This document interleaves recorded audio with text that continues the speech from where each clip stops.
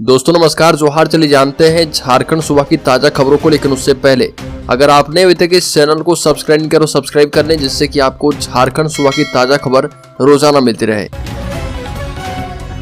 सबसे पहली बड़ी खबर, जयराम महतो अब लोकसभा चुनाव को लेकर पूरी तरह से तैयार है और विधानसभा चुनाव में भी अपनी पार्टी की किस्मत आजमा सकते हैं। जयराम महतो लगातार 60-40 नियोजन नीति की मांग उठा रहे हैं और इसको लेकर एक माहौल तैयार कर रहे हैं। जयराम महतो ने कहा कि 60-40 नियोजन नीति झारखंडियों के जनमानस के खिलाफ है। राजनीतिक गलियारों में भी झारखंडियों के साथ भेदभाव है। ऐसे में सभी झारखंड वासियों को एकजुट होकर यह लड़ाई लड़नी है। आज नहीं जागोगे तो आने वाली पीढ़ियां में माफ नहीं करेगी। जयराम महतो ने कहा कि राजनीतिक गलियारों में बहारियों का कब्जा है और उसे उखाड़ फेंकने का समय आ गया है। हजारीबाग में भाषण देते हुए जयराम महतो ने कहा कि हजारीबाग में 2024 में हजारीबाग का ही सांसद होगा। एक और बड़ी खबर की ओर चलते हैं। आचार संहिता उल्लंघन मामले में मुख्यमंत्री हेमंत सोरेन की याचिका पर 17 अक्टूबर को अगली सुनवाई होगी। झारखंड हाईकोर्ट के जस्टिस एस के द्विवेदी की कोर्ट में मुख्यमंत्री हेमंत सोरेन की याचिका पर सुनवाई हुई है और कोर्ट ने विस्तृत सुनवाई के लिए 17 अक्टूबर की तिथि निर्धारित कर दी है। बता दें कि वर्ष 2014 के चुनाव के दौरान हेमंत सोरेन अपनी पार्टी के प्रत्याशी के पक्ष में चुनाव प्रचार करने गए थे और इस दौरान आदित्यपुर थाने में उन पर चुनाव आचार संहिता उल्लंघन करने का मामला दर्ज किया गया था और इस मामले की सुनवाई पश्चिमी सिंहभूम जिले की सिविल कोर्ट में चल रही है।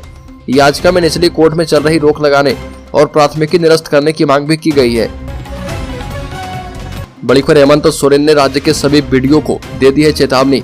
कहा कि आपकी बहुत शिकायतें आ रही है, सुधर जाइए। मुख्यमंत्री हेमंत सोरेन ने राज्य के अधिकारी को चेतावनी देते हुए कहा कि अपनी कार्यप्रणाली में सुधार लाएं, नहीं तो परिणाम गंभीर होंगे। ये भी कहा कि इस तरह की शिकायतें आ रही है कि बीडीओ ऑफिस में लोगों की बातें सुनी ही नहीं जाती है। बता दें कि झारखंड में विभिन्न कार्य में व्याप्त भ्रष्टाचार को लेकर के मुख्यमंत्री हेमंत सोरेन ने कड़ी चेतावनी दी है। मुख्यमंत्री हेमंत सोरेन ने कहा कि अक्सर ये बातें सुनने में आ रही कि बीडीओ दफ्तर में आम लोगों की बातें सुनी नहीं जा रही है। वहां जाने पर किसानों को तरह तरह का हिल्ला हवाला दिया जाता है। मुख्यमंत्री ने कहा कि यह एक गंभीर मामला है और सभी लोग सुधर जाइए, ईमानदारी से काम करिए, नहीं तो ये आपके लिए ठीक नहीं होगा। मुख्यमंत्री हेमंत सोरेन ने कहा कि जल्द ही हम आपके कार्यालय आने वाले हैं। बड़ी खबर, राज्य के कोल्हान वन क्षेत्र इलाके में इस समय वाहन चलाना पड़ेगा महंगा। नक्सलियों ने दी है बड़ी चेतावनी। झारखंड में नक्सलियों ने कोल्हान वन क्षेत्र में सफर करने वाले यात्रियों को बड़ी चेतावनी दी है। नक्सलियों की ओर से इस इलाके में वाहन से सफर करने वाले यात्रियों से अपील की गई है कि वो कोल्हान वन क्षेत्र में शाम 6 बजे के बाद और सुबह 6 बजे से पहले न आए। इसके साथ ही सामान ढुलाई या फिर किसी अन्य कार्य में पुलिस या अर्धसैनिक बल को मदद नहीं दे, अन्यथा किसी प्रकार की घटना होने पर वो इसके लिए खुद जिम्मेदार होंगे। नक्सलियों के दक्षिणी जोनल कमेटी के प्रवक्ता अशोक ने बताया कि सीआरपीएफ के हाथीबुरु कैंप में सामान ले जा रहे ट्रैक्टर को 12 सितंबर 2023 को बारूदी सुरंग लगाकर उड़ा दिया गया था और इसमें ट्रैक्टर सवार हेल्पर लोबो गोप की मौत हो गई थी। बड़ी खबर, सुप्रीम कोर्ट ने झारखंड के मुख्य सचिव को कर्मचारियों के बकाये वेतन मामले में 3 सदस्यीय कमेटी गठित करने का दिया निर्देश। झारखंड के मुख्य सचिव सुप्रीम कोर्ट के समक्ष सशरीर उपस्थित हुए। सुप्रीम कोर्ट ने उन्हें पिछले 20 वर्षों से कर्मचारियों के बकाये वेतन देने से संबंधित मामले में तलब किया था। सुनवाई के दौरान शीर्ष कोर्ट ने मुख्य सचिव सुखदेव सिंह को निर्देश दिया कि मामले का समाधान खोजने के लिए 3 सदस्यीय कमेटी गठित की जाए। इस 3 सदस्यीय कमेटी में झारखंड, बिहार और केंद्र सरकार के अवर सचिव रैंक के अधिकारी होंगे। कमेटी सुप्रीम कोर्ट को अपनी रिपोर्ट देगी और इस मामले की अगली सुनवाई 7 नवंबर को होगी। सुप्रीम कोर्ट में सुनवाई के दौरान उपस्थित महाधिवक्ता ने कोर्ट से आग्रह किया कि मुख्य सचिव को अगली सुनवाई में सशरीर उपस्थित न करवाई जाए। बड़ी खबर, झारखंड के मंत्री आलमगीर आलम का दावा। कहा कि 5 राज्य में बनेगी कांग्रेस की सरकार। देश के 5 राज्य में होने वाले चुनाव को लेकर झारखंड के मंत्री आलमगीर आलम आश्वस्त दिखे और कहा कि राजस्थान, मध्य प्रदेश, छत्तीसगढ़, तेलंगाना और मिजोरम में कांग्रेस की सरकार बनने वाली है। भारत निर्वाचन आयोग द्वारा 5 राज्य में विधानसभा चुनाव का शेड्यूल जारी कर दिया गया है। 7 नवंबर से लेकर 30 नवंबर तक अलग अलग राज्य में मतदान होगा। वहीं मतगणना 3 दिसंबर को होगी। निर्वाचन आयोग में मुख्य चुनाव आयुक्त द्वारा राजस्थान, मध्य प्रदेश, छत्तीसगढ़, तेलंगाना और मिजोरम में चुनाव की तिथियों की घोषणा के बाद झारखंड कांग्रेस विधायक दल के नेता आलमगीर आलम ने कहा कि देश में परिवर्तन की लहर चल रही है और 5 राज्य में कांग्रेस की सरकार बनने वाली है। बड़ी खबर, सरायकेला में बीजेपी की संकल्प यात्रा। बाबूलाल मरांडी ने राज्य के मुखिया पर बोला हमला। कहा कि वसूली वाली सरकार से तंग है जनता। सरायकेला में बीजेपी की संकल्प यात्रा हुई और यहाँ खरसामा डाक बंगला में बीजेपी प्रदेश अध्यक्ष बाबूलाल मरांडी ने सभा को संबोधित किया और जहां पर उन्होंने सूबे के मुखिया हेमंत सोरेन पर कई मामलों को लेकर हमला बोला। बाबूलाल मरांडी ने सूबे के मुखिया हेमंत सोरेन पर जमकर हमला बोला और बीजेपी प्रदेश अध्यक्ष ने ट्रांसफर पोस्टिंग के भी बहाने हेमंत सरकार पर हमला बोला।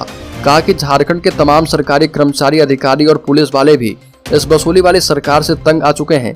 वो उनके पैसे पहुंचाते पहुंचाते परेशान हैं। हर महीने 2 महीने में ट्रांसफर पोस्टिंग की लिस्ट आ जाती है और ऊपर वाले का पेट इतने पैसों से भी नहीं भर रहा। बड़ी खबर साहिबगंज में थाना दिवस पर जमीन संबंधित मामले में ऑन द स्पॉट होगा निदान। बढ़ते अपराध को लेकर एसपी ने लिया है निर्णय। साहिबगंज में जमीन विवाद में लगातार अपराध हो रहे थे। इस पर अंकुश लगाने के लिए एसपी ने हर मंगलवार को जिले के सभी थानों में जमीन विवाद के मामलों को बीडीओ और सीओ की उपस्थिति में निपटाने का निर्देश दिया है। जिले के सभी थानों में 10 अक्टूबर को जमीन से जुड़े मामले का निपटारा किया जाएगा। साहिबगंज के एसपी नौशाद आलम ने इसको लेकर पूर्व में ही पत्र जारी करके सभी थाना प्रभारी को इस बाबत निर्देश जारी कर दिया था। साहिबगंज में जमीन विवाद में खून खराबे और लगातार हो रही हत्याओं को देखते हुए यह निर्णय किया गया है। इस संबंध में एसपी नौशाद आलम ने बताया कि आए दिन पुलिस के अनुसंधान में जमीन विवाद का मामला सामने आता है। बड़ी खबर दिल्ली में आम आदमी पार्टी के सांसद और पत्रकारों की गिरफ्तारी के विरोध में रांची में इंडिया गठबंधन का पैदल मार्च, केंद्र सरकार को सुनाई खरी खोटी। दिल्ली में आप सांसद संजय सिंह और पत्रकार की गिरफ्तारी के विरोध में रांची में इंडिया गठबंधन के दलों ने पैदल मार्च निकाला और इस विरोध मार्च में केंद्र सरकार पर तानाशाही के आरोप लगाए गए। साथ ही लोगों से आने वाले चुनाव में बीजेपी के विरुद्ध वोट डालने की अपील की गई है। बता दें कि दिल्ली में हाल ही में कुछ पत्रकार और आम आदमी पार्टी के सांसद संजय सिंह की गिरफ्तारी के बाद विपक्षी पार्टियां देश भर में विरोध मार्च निकाल रही है। इस मामले को लेकर झारखंड में भी कई संगठनों और राजनीतिक दलों में गुस्सा है। बड़ी खबर गीता कोड़ा के फैसले पर टिकी राजनीति, तैयार हो सकता है नया प्लॉट। लोकसभा चुनाव में कोल्हान की धरती पर राजनीति नए रास्ते पर चल सकती है। सिंहभूम लोकसभा सीट पर उलटफेर का प्लॉट तैयार हो चुका है और इस सीट से वर्तमान कांग्रेस सांसद गीता कोड़ा के फैसले चुनावी राजनीति में नया रंग देंगे। चर्चा है कि गीता कोड़ा भाजपा में जा सकती है और ऐसा हुआ तो फिर चुनाव का मिजाज बदल जाएगा, समीकरण बदल जाएगी। हालांकि सांसद गीता कोड़ा ने अब तक इस पर चुप्पी साध रखी है। कांग्रेस के कार्यकारी अध्यक्ष गीता कोड़ा लगातार पार्टी के कार्यक्रम में भी सक्रिय है। उनके पति एवं कभी निर्दलीय मुख्यमंत्री रहे मधु कोड़ा भी कांग्रेस की डोर पकड़कर आगे बढ़ रहे। कोड़ा दंपति के इस क्षेत्र में मजबूत पकड़ है। दोनों ही जनजाति के मजबूत नेता माने जाते हैं।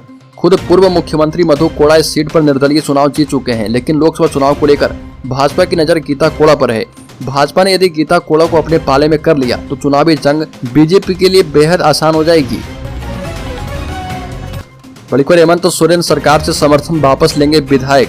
एनसीपी विधायक कमलेश कुमार सिंह ने हेमंत सरकार से समर्थन वापस लेने की चेतावनी दी है। रांची में एनसीपी विधायक की प्रेस वार्ता में उन्होंने कहा कि मौजूदा सरकार जनता की अपेक्षा और आकांक्षाओं पर काम नहीं कर रही है, इसलिए उनके साथ रहना मुश्किल हो चुका है। महाराष्ट्र में राष्ट्रवादी कांग्रेस पार्टी के विवाद की तपिश झारखंड में भी पड़ रही है। प्रदेश में एनसीपी के एकमात्र विधायक कमलेश कुमार सिंह भी दलबदल के दायरे में हैं। अजित पवार गुट में शामिल झारखंड के एकमात्र एनसीपी विधायक कमलेश कुमार सिंह पर झारखंड स्पीकर ट्रिब्यूनल कोर्ट में पहली बार 12 अक्टूबर को सुनवाई होगी और एनसीपी शरद पवार गुट के महाराष्ट्र के विधायक जितेंद्र अवाड़ाल की शिकायत पर झारखंड स्पीकर ट्रिब्यूनल के द्वारा संज्ञान लिया गया है। बड़ी खबर नौकरी लेने के लिए आदिवासी जमीन बेचने के लिए बन जाते हैं यदुवंशी। मंत्री आलमगीर आलम की जनसुनवाई में फरियाद लेकर पहुंचा शख्स। राज्य में प्रदेश मुख्यालय में मंत्री आलमगीर आलम ने जनसुनवाई की और इस जनसुनवाई में लोग अपनी कई समस्याएं लेकर पहुंचे थे। इस दौरान मंत्री ने उनकी समस्याओं के समाधान के लिए अधिकारियों को निर्देश दिए हैं। रांची के बेड़ो से मुकेश कुमार साहू सभी कागजातों के साथ शिकायत लेकर आलमगीर आलम की जनसुनवाई में पहुंचे थे। उनकी शिकायत थी कि उनके गाँव में 2 भाई गलत तरीके से चीख बढ़ाई आदिवासी बनकर सरकारी नौकरी कर रहे, लेकिन जब वो जमीन की खरीद बिक्री करते हैं तब वो दोनों यदुवंशी क्षत्रिय बन जाते हैं।